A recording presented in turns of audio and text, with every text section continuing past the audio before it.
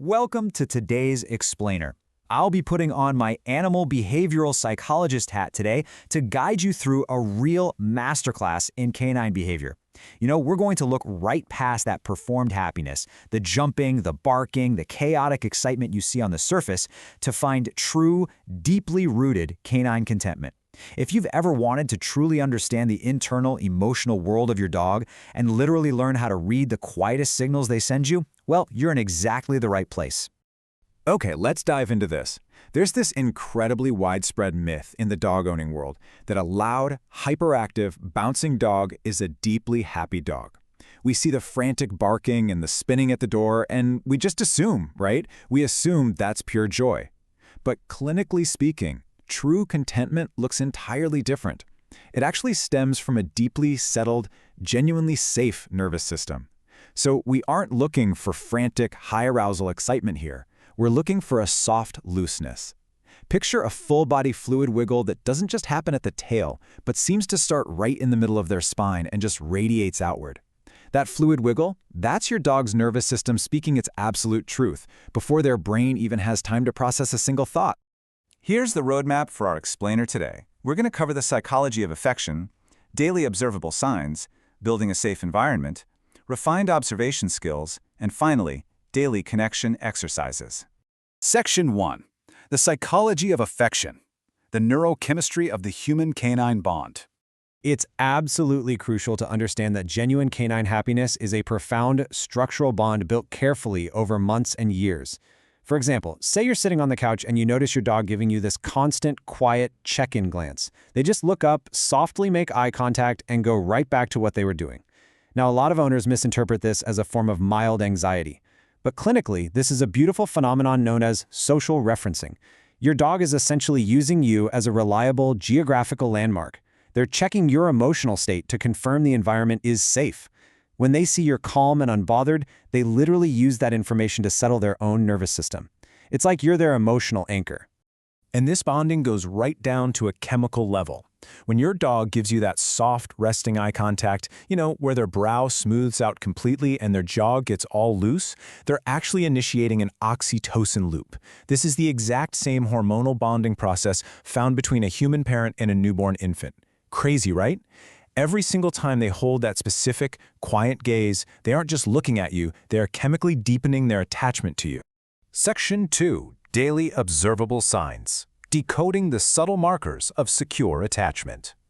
Now, what's really interesting here is that once we understand the neurochemistry, we can start categorizing your dog's everyday behaviors into clear clinical themes based on context. When your dog is resting, for instance, a deep, heavy sigh isn't just them expiring air. It means a complete absence of threat readiness. During separation, true calmness indicates a secure trust that you will return. And in social interactions, if your dog sits and turns their back to you, it's not an insult. It actually means you formed a collaborative partnership. They trust you to watch their blind spot while they monitor the rest of the room. It's the ultimate compliment. I really want you to start looking for these exact micro expressions. Watch for the way their muscles soften in a literal sequence, kind of like knots gently untying one by one. Notice when their facial tension releases and their breathing noticeably deepens. These are the quiet, intensely honest indicators of a fully regulated nervous system, and they happen right before any actual conscious action from your dog. Now let's look at how your dog follows you from room to room. There's a massive qualitative difference here that you need to watch for. Anxious following is tense, right? They're urgently checking and repositioning because they fear separation. Secure following, on the other hand, is simply about preference. They drift comfortably in your direction, turning like a boat, adjusting to the wind. They just genuinely like being near you, without any of those frantic demands. Moving on to Section 3, building a safe environment, the foundation of a regulated nervous system. So we have to shift our focus a bit, from observing the dog to observing the actual space we provide for them. Because none of these subtle behaviors emerge unless the environment is consistently predictable and fundamentally safe. Consider this idea: the distilled record of your relationship made visible in their body. Wow. When your dog rolls over and sleeps on their back, completely exposing their soft, vulnerable belly to the room, that posture is the direct culmination of every consistent routine you've kept. It's the physical manifestation of every calm return you've ever made. They're showing you with their very biology that they trust you completely. So, The crucial point is this. Your daily reliability is the exact mechanism that allows your dog's ancient defense mechanisms to finally power down. Predictability and consistency send a crystal clear signal to the canine brain that any surprises in this house will probably be good ones, and that exhausting, constant vigilance is simply no longer required. You have to remember, in the animal kingdom, vulnerability is incredibly dangerous. But in a secure home, overriding those deep evolutionary instincts, like protecting the belly or inhaling food as fast as possible so no one steals it, is the ultimate proof of safety. When your dog stops to look at you calmly with a half-full bowl of food, or literally melts onto their side when you pet them, they're proving that your home is completely devoid of any threat. Their vulnerability is a real testament to the strength of your environment. Section 4. Refined observation skills. Mapping the quiet dialogue. Let's move to how this builds. Because to truly connect, you need to change how you interact with your dog. You do this by learning to map their internal state through quiet dialogues rather than just relying on spoken commands like sit or stay. Tracking this silent understanding reveals something extraordinary. Your dog studies you far more carefully than you study them. If they get up the second you simply think about heading to the door, it isn't magic. It's because they've mapped your microshifts in posture, the slight changes in your breathing, your subtle weight distribution. They're predicting your next moves based on profound cognitive and emotional investment. When you return home, I want you to carefully observe their greeting. A genuinely secure dog offers a welcome that isn't desperate. You'll see full, loose, unguarded joy. What you won't see is frantic tightness or anxious relief. This proves they weren't sitting by the door suffering while you were gone. They were just comfortably waiting for the best part of their day to walk back in.